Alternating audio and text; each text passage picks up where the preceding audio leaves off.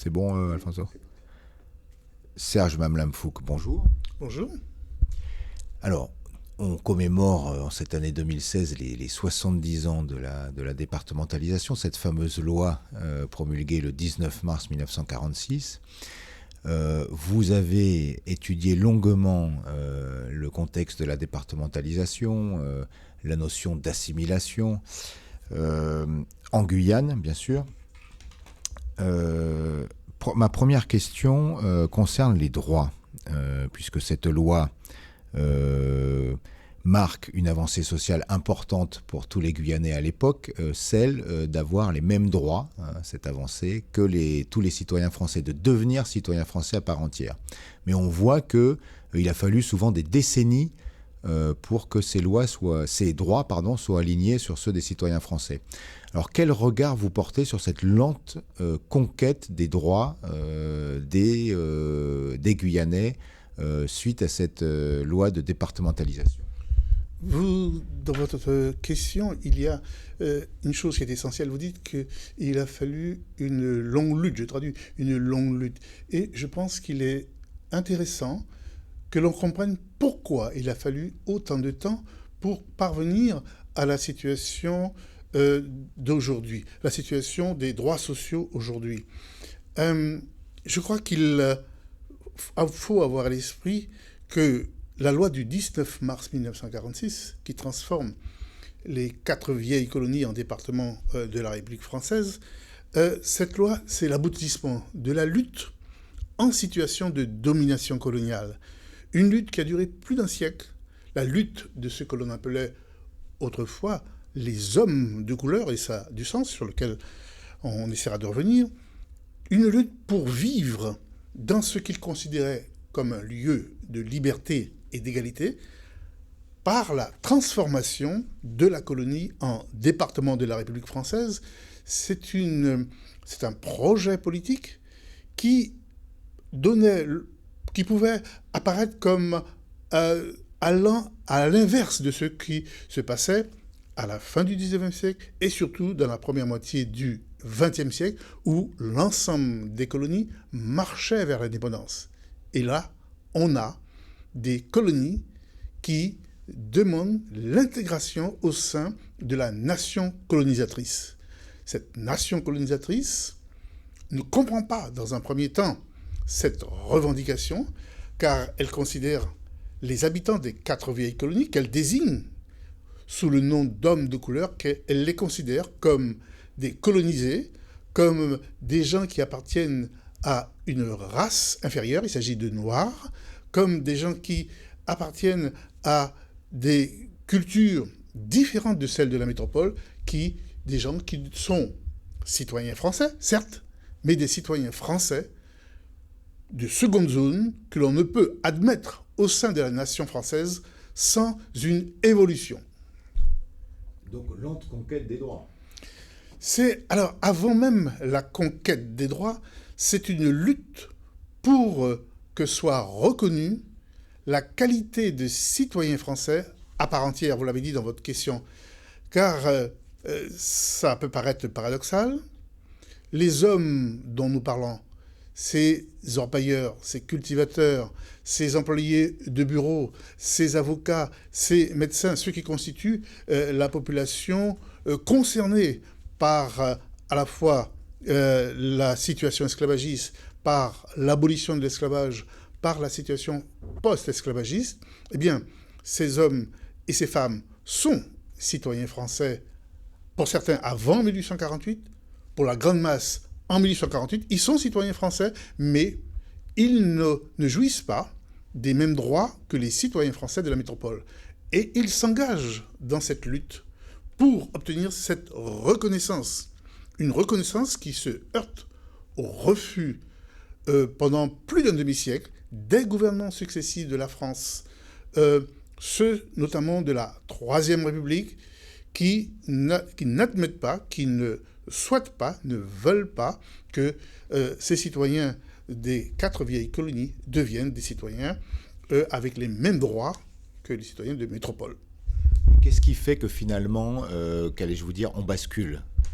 Alors, Ça se fait. Oui, ça se fait parce que la revendication avance difficilement, pas à pas, de décennie en décennie. Le projet de loi demandant la transformation des 4 vieilles colonies en départements français, ce projet de loi est déposé à plusieurs reprises. Et pour faire court, la loi est discutée et adoptée le 19 mars 1946 parce qu'il y a des événements exceptionnels qui changent le contexte. Il y a la déclaration de guerre, le déroulement de la guerre avec la défaite de la France, et puis surtout il y a, à partir de la fin de la guerre, même avant la fin de la guerre, 1944-1945, il y a les débuts de la décolonisation, une décolonisation qui va se faire parfois avec de la violence politique qui débouche sur l'indépendance de la plupart des colonies. Et voilà qu'en 1946, les représentants des populations de la Martinique, de la Guadeloupe, de la Guyane et de la Réunion demandent non pas l'indépendance comme le font les Vietnamiens, comme le feront les Algériens et les autres colonisés, mais ils demandent ce qui apparaît comme l'inverse, c'est-à-dire l'intégration. Mais dans l'esprit des députés, Aimé Césaire, Monnerville, Le Père Venche, Eugénie Tell-Eboué, dans l'esprit des hommes politiques, des militants, cette départementalisation vaut, à leurs yeux, décolonisation. Alors, on l'a vu assez vite après 1946. Il me semble que pour Césaire, c'est en 1951. Il commence à y avoir très vite des dénonciations sur une départementalisation qui déçoit. Où la pauvreté est toujours là, les droits en termes de prestations notamment arrivent trop lentement. Comment est-ce que vous interprétez ça un petit peu, c'est cette départementalisation un peu qui a désenchanté assez vite un certain nombre d'hommes politiques. Et là, je parle toujours sur la question des droits, on va dire même des droits à la dignité des personnes, de sortir de la pauvreté notamment. Tout à fait. Vous avez raison de le souligner. Moins de 10 ans après le vote de la loi qui départementalise les vieilles colonies, il y a désillusion et le début d'une contestation qui va monter en puissance. C'est qu'il faut avoir à l'esprit l'opération politique qui a été réalisée en 1946. De quoi s'agit-il ? Il s'agit d'amener des colonies, et il faut bien avoir à l'esprit ce qu'est une colonie. C'est un lieu où une nation, là en l'occurrence la France, comme ça s'est fait ailleurs dans le monde, décide d'entrer en possession, parfois par la violence d'un territoire, d'assujettir les populations et d'exploiter ce territoire. Comment passer d'une situation donc coloniale à une situation où le même territoire devient un département de la République française, c'est-à-dire un territoire qui va être assimilé, c'est le mot que l'on emploie en ce moment, qui va être assimilé au département de la Gironde, au département de l'Hérault, de la Seine-Saint-Denis, avec des droits sociaux, mais surtout avec un développement économique équivalent. Dans l'esprit du législateur, dans l'esprit des militants, il s'agit de transformer ces vieilles colonies en départements de la République française à l'image de ce qu'ils voient en France. Et cela ne peut se faire en quelques années. Cela demande du temps, si on y parvient, et cela demande surtout une véritable révolution culturelle de la part des habitants de la Martinique, de la Guadeloupe et de la Guyane, mais également une véritable révolution culturelle du décideur métropolitain qui a du mal à considérer ces hommes et ces femmes sur le même pied d'égalité que des Français de France, a du mal à considérer qu'ils sont porteurs de cultures différentes de la France, mais que cette culture différente n'empêche pas l'égalité. On est dans la logique de l'égalité. On est dans cette logique pratiquement de l'abolition de l'esclavage jusqu'à aujourd'hui. Aujourd'hui encore, en dépit des mouvements de contestation de ce qu'on a appelé l'assimilation, ces pays-là sont encore demandeurs d'égalité. Oui, parce qu'on voit par exemple que pour les prestations familiales, il y a encore dans les années 70 des discriminations en termes de montant des prestations familiales délivrées. Ce n'est que d'après même des travaux opérés par les caisses d'allocation familiale, hein, donc des publications au sein même, j'allais dire, du système de redistribution. Ce n'est que dans les années 2000 qu'on aboutit à une certaine forme d'égalité. Oui, parce que la situation est différente. La Guyane, et particulièrement la Guyane qui a une configuration sociale, une configuration culturelle qui est différente de la Martinique, de la Guadeloupe et de la Réunion. Parce que ces pays-là ne vivent pas comme le territoire métropolitain qui demeure et qui est le modèle sur lequel on veut s'aligner. Puisque vous parlez des allocations familiales, pensez que les allocations familiales, tout le système de protection sociale a pour objet de favoriser la natalité. La France sort de la Seconde Guerre mondiale, exsangue, la France cherche à encourager la natalité, ça va bien marcher puisque cela va donner le baby boom. Mais à la Martinique, à la Guadeloupe, à la Guyane, à la Réunion, il n'y a pas besoin d'encourager la natalité comme le pensent les décideurs parisiens. Dans ces pays-là, il faut au contraire freiner la natalité, car après la Seconde Guerre mondiale, avec la mise en place du système sanitaire et social, la mortalité diminue de manière très importante et permet à la natalité de connaître des moments heureux. La natalité a toujours été forte dans les vieilles colonies. C'est la baisse de la mortalité qui produit l'explosion démographique. Or, cette explosion démographique est ce qui est recherché en France, mais on considère qu'elle doit être freinée en Martinique, en Guadeloupe, qu'elle doit être freinée, d'autant plus que ce sont des pays où le développement économique n'est pas encore assuré. Rappelez-vous, il y a dans l'esprit des décideurs une vision du développement économique telle qu'on l'a vécu en Normandie, dans la région lyonnaise. La Martinique, la Guadeloupe et la Guyane sont loin encore de ce modèle et, par conséquent, une natalité trop élevée, une augmentation trop rapide de la population risque de compromettre le développement économique. En 2016, 70 ans après cette loi de départementalisation, quels droits, à votre sens, sont encore à conquérir pour les citoyens français des 4 départements d'outre-mer? Moi, je dirais que la loi du 19 mars 1946, qui a changé la vie dans les départements d'outre-mer, cette loi a mis au jour un système économique, social, on va dire un système sociétal qui n'était pas envisagé. On n'envisageait pas, l'objectif n'était pas de créer une société dépendante. Les sociétés des départements d'outre-mer sont des sociétés dépendantes. On n'a pas affaire à une économie de comptoir, mais on a affaire à une économie de transfert, où sont associés un niveau de vie élevé et une production insuffisante. C'est un système social, un système social qui est pratiquement unique au monde et peu de penseurs sont capables de dire aujourd'hui comment faire évoluer ce système pour qu'il atteigne finalement les objectifs recherchés. C'est-à-dire que c'est un système bloqué, un système de non-sens, ou est-ce qu'on peut y trouver un sens et qu'allais-je vous dire, des facultés d'évolution? Aucun système dans notre monde n'est bloqué. Tout évolue. Le problème est de savoir comment le faire évoluer. Comment va-t-il évoluer? Mais entre 1946 et aujourd'hui, la situation des départements d'outre-mer a évolué, et en particulier la situation guyanaise.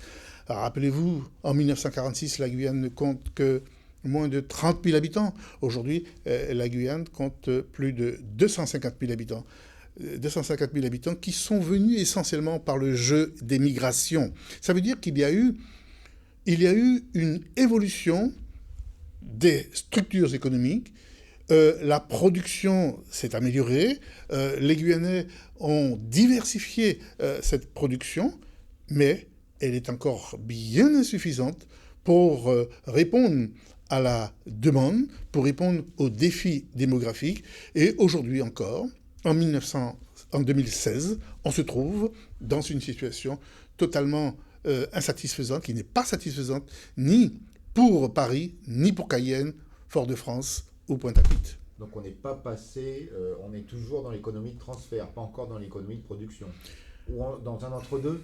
On est toujours dans une économie de transfert, avec notamment pour la Guyane une augmentation de la production, une diversification de la production, mais la situation va être encore difficile. Regardez les données, les statistiques. Nous avons un niveau de chômage qui est impensable en France. En France, on a 10 à 11% de chômeurs et on pousse au cri, on cherche des solutions d'urgence. En Guyane, 25% de chômeurs.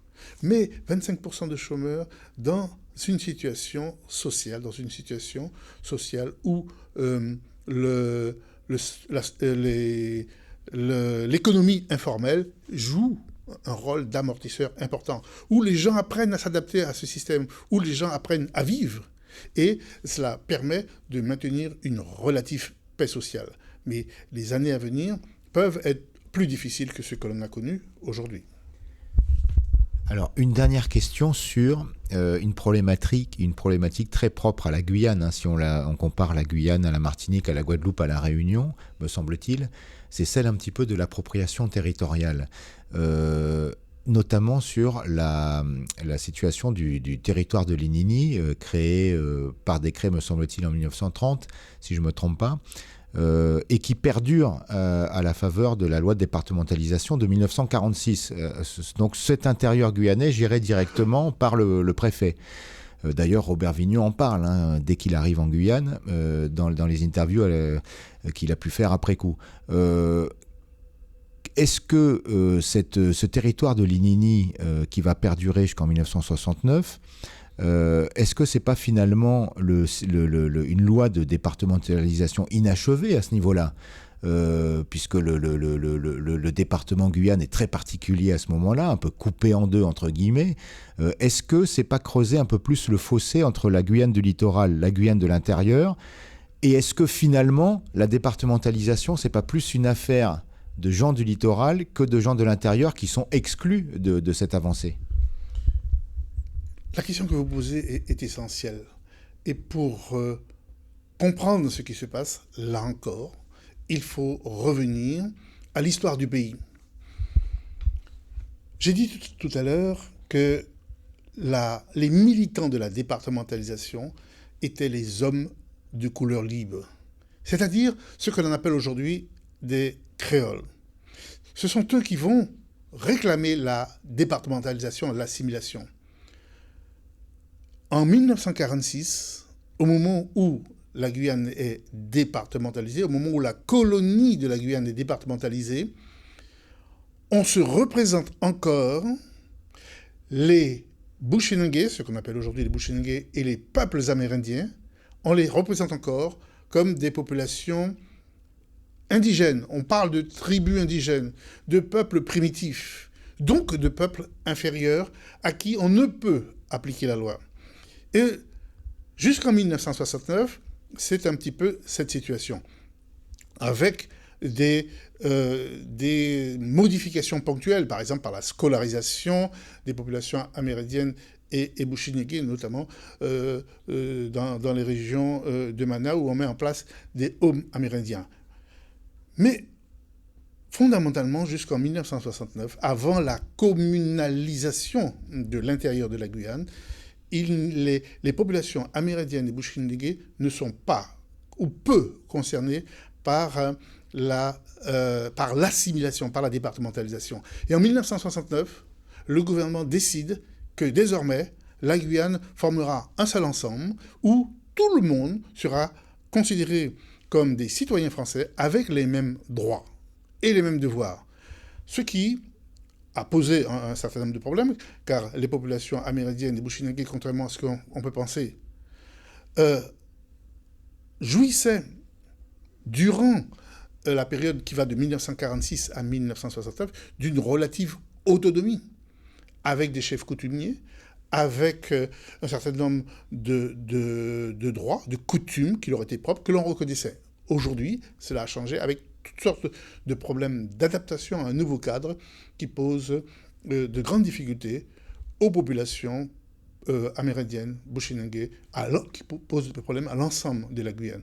Il n'y a pas donc un fossé qui se creuse au cours de la départementalisation. Ce fossé existe déjà avant la départementalisation. Et il va perdurer jusqu'en 1969. On pourrait citer l'intervention du député Hector Rivirez en 1969, qui monte à l'Assemblée nationale pour défendre le projet de communalisation de l'intérieur et qui demande aux députés métropolitains de comprendre la situation guyanaise. Il y a, dit-il, sur notre territoire, des populations amérindiennes qu'il faut faire évoluer, disait-il.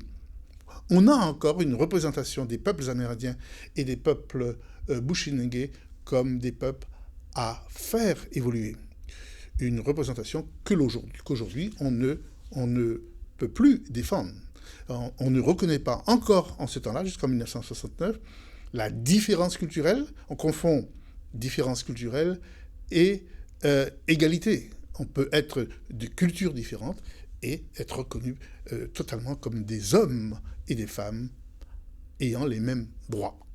Donc un long chemin reste à parcourir à ce niveau-là, sur ce plan un petit peu de la, qu'allais-je vous dire, d'une seule entité, en reconnaissant les différences, quoi, c'est ça? Oui, reconnaître les différences, reconnaître les droits de chaque homme, de chaque femme. On ne gomme pas l'histoire des hommes et des femmes. On ne peut pas gommer l'histoire des hommes et des femmes, même si on ne l'a pas apprise à l'école. Elle se transmet de génération en génération à travers la mémoire collective et les comportements humains d'aujourd'hui s'enracinent dans l'histoire des hommes d'hier. Bon, une dernière question pour qu'on pourra mettre sur Internet. Qu'allais-je vous dire, donc 70 ans après ce vote de cette loi de départementalisation, est-ce qu'on peut dire que c'est... on utilise souvent le système un peu de l'expression à bout de souffle. Est-ce que c'est un système qu'il faut toiletter? Alors, paradoxalement, en 2010, les Guyanais ont eu l'occasion de basculer dans un autre système, d'évoluer dans un autre système, ce qui n'a pas été le choix de l'électorat, des citoyens guyanais. Est-ce qu'à votre avis, on est dans un système à bout de souffle qu'il faut toiletter, qu'il faut changer fondamentalement, ou est-ce qu'il y a beaucoup de marge de manœuvre et toutes les problématiques que l'on pose, est-ce qu'elles peuvent se résoudre dans ce cadre au fond? Je ne sais pas si les problèmes souvent extrêmement difficiles que pose la situation guyanaise va se résoudre dans les années à venir. Ce que je peux dire, c'est que on a une situation évolutive. Que cette situation demande d'abord du savoir sur elle-même, demande de la connaissance. Or, nous avons des cadres, nous avons des décideurs qui sont relativement peu formés à ce savoir, qui ont une connaissance empirique qui permet de gouverner, bien entendu. Mais nulle part dans le système social qui existe en Guyane, il y a l'apprentissage des données qui sont des éléments constitutifs de la Guyane. On n'apprend nulle part l'histoire, la géographie, l'économie, les données de la nature, les écosystèmes. On les apprend nulle part. On les apprend ponctuellement, on les apprend à la marge. La formation des hommes est une donnée essentielle qui permettra, à mon sens, de faire évoluer le système social dans lequel on vit, de le faire évoluer vers une plus grande autonomie, vers une réduction de la dépendance, de façon à ce que ces sociétés ne soient pas considérées comme des sociétés dépendantes qui vivent au crochet de la métropole. Serge Mamlin-Fouque, je vous remercie. Je rappelle que vous êtes professeur